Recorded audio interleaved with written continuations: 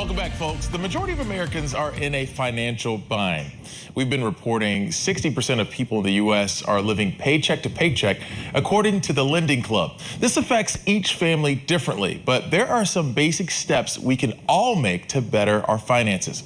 For that, we bring in financial advisor and founder of David Peters Financial for what he calls things I wish I knew about money when I was younger. David, welcome to the show. I've got my pen, I've got my pad, I'm ready to take some notes. Let's talk about credit. For the people who have already established a line of credit, where do you see folks get into trouble the most? Well, I think for people that have already have credit, I mean, the biggest thing that I see is that they get behind on payments, and there's a little bit of a snowball effect. We get in the habit of putting more and more things on our credit cards, and we're just not able to pay those bills. And one of the biggest things that goes into your credit score is the ability to take care of debt in a responsible way, paying off those credit card bills on time, and keeping those balances low. For people starting out or restarting their financial journey, like divorcees, what are some practical and valuable ways to save? Well, I think that for people who are first starting out, we really just want to get into the habit of saving more than anything else. We don't really want to worry about saving large amounts, because most of the time that's not possible. I think for somebody who is just getting started, money is usually tight. I think the same can be true for somebody who is maybe starting over again in life.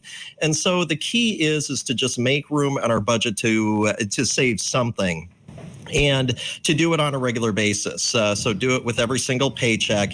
Treat savings like an expense. Treat it like something that we need to pay, that we don't have a choice as to whether or not we save.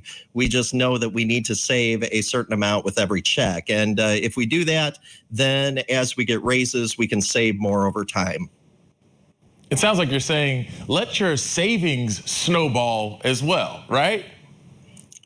Yeah, absolutely. I mean, we want that savings to build up over time, and really the only way to do that is to just start. And I think what I tell a lot of clients is that it's not kind of, especially when you're first getting started, the amount is less important than just getting in the habit of saving. I think for a lot of folks that's really the thing is that if they can just get in the habit of doing it, it becomes more natural, and you end up having more money, I think, than you might realize. Those small things add up.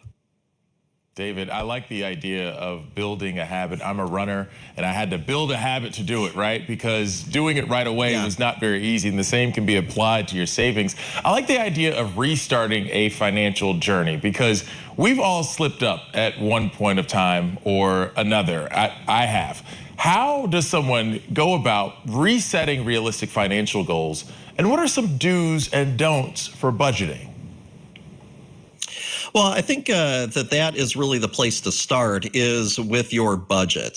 So if we do find ourselves in a situation where maybe we have made a mistake financially, I think the first thing that we need to do is we need to sit down and we need to make a budget, and we need to be realistic about that budget. So one of the things that I always tell people is that don't be kind of too tight with your budget, but also don't be kind of too loose with it either. I mean, let's make realistic expectations about how much you spend on food, how much you spend on utilities, how much that you spend on rent, and really get a good sense of where your money is going with every single paycheck.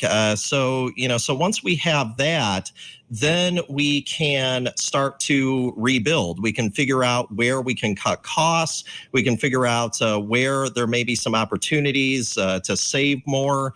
And we can start to get a sense of what our financial picture really looks like and what our options are. But it really does start with budgeting and trying to figure out where our money is going. If we don't know where our money is going, then we're never going to be able to make any progress. Right. With the last 30 seconds I have here, I'm going to sound like my dad in saying this, but we all know a dollar doesn't go as far as it used to. So Aside from hitting the Powerball, what's some advice for making your money stretch with the last 30 seconds we have here? I would say look for opportunities for deals and also look for opportunities to share costs with people, whether that be through carpooling, maybe sharing childcare expenses, things like that. I think that that can go a long way. Remember, the little things add up. Financial advisor David Peters telling us to build the habit, folks. We appreciate your insight. Many thanks, David. Thank you.